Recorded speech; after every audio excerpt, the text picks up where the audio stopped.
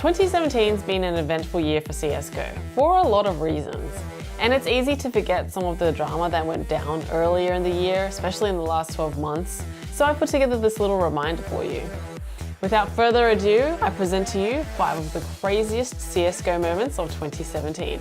Kicking us off at number 5, the Immortals players' grand final fiasco at DreamHack Montreal in September this year. Oh boy.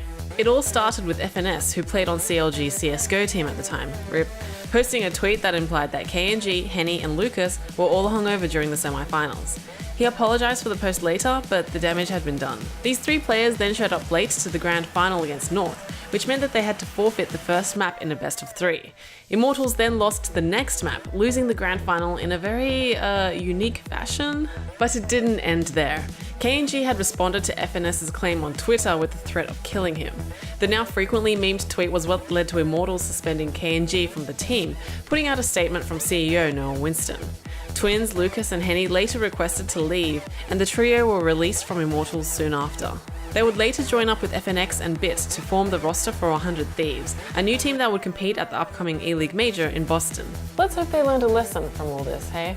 Next up, we have the fan that stormed the stage. Well, at least he tried to, while Stunner was mid-interview. It wasn't so much that it happened as it was Stunner's amazing reaction which caught the internet's attention. He immediately shoved him away with a killer look and then resumed the interview as if nothing had happened. That, and the fact that the person who was being interviewed also seemed hardly fazed, is what capped off this iconic moment. It also helped that Stunner was trained in the military. It almost made me feel sorry for that fan.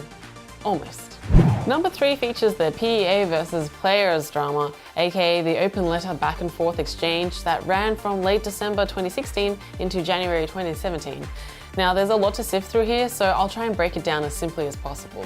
It all started with the formation of the Professional Esports Organization, or PEA. Now, according to a report that went around, it was said that teams that were a part of PEA would be forbidden from competing in ESL's Pro League. This would affect multiple teams, including Cloud9, TSM, CLG, Immortals, and Team Liquid. In response, the players chose Sir Scoots as their representative, and he posted an open letter to PEA essentially protesting this. According to the letter, the decision to stop these teams from competing in EPL was made by team owners, and the players were not consulted. They weren't happy about it. PEA was allegedly going to launch its own CSGO league, which the teams would compete in instead of EPL. Several players posted on social media about how unhappy they were with this decision, and everyone busted out the lawn chairs. The internet pitchforks really came out when Sean Garris was let go from TSM as a result of the drama, and then TSM owner Reginald went on an interview with Thorin to share his point of view, subsequently redirecting the pitchforks back onto Sean Garris for not doing the job he supposedly initially signed up for. PEA then responded with an open letter of its own, written by Immortal CEO Noah Winston, and it gave players an ultimatum. Either you pick EPL or you pick PEA's league, and we'll go with whatever you choose, but you cannot pick both. In January 2017, PEA announced that it would be suspending plans to operate a CSGO league, evidently because the players chose EPL instead. There was a lot of back and forthing in between on Medium and TwitLonger and all these other social media platforms, but this is pretty much the gist of what happened. Whew. In March 2017, ESL announced a new rule that would allow CSGO players who had been back-banned to participate in ESL tournaments, so long as it had been 2 years since their initial ban. It's worth pointing out that this rule means that back-banned players are now able to compete in ESL tournaments, but match fixers are still banned no matter what. And if ESL were to host a major backed by Valve, then back-banned players would still not be allowed to enter. The news was met with a wave of different reactions on the internet. On one hand, a lot of folks were happy because it meant that they could potentially see some of their old favourite players come back and compete again.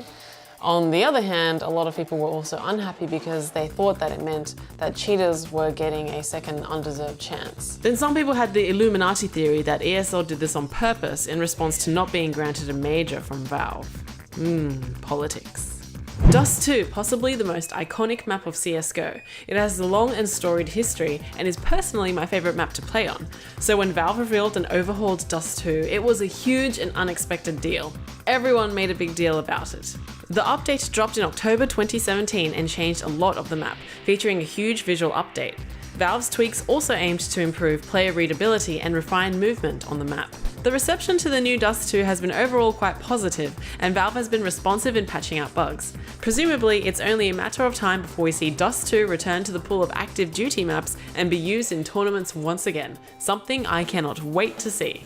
That wraps up my list. I hope you enjoyed watching, and if you didn't, I'm sure you will leave a lovely comment on the internet regardless for us.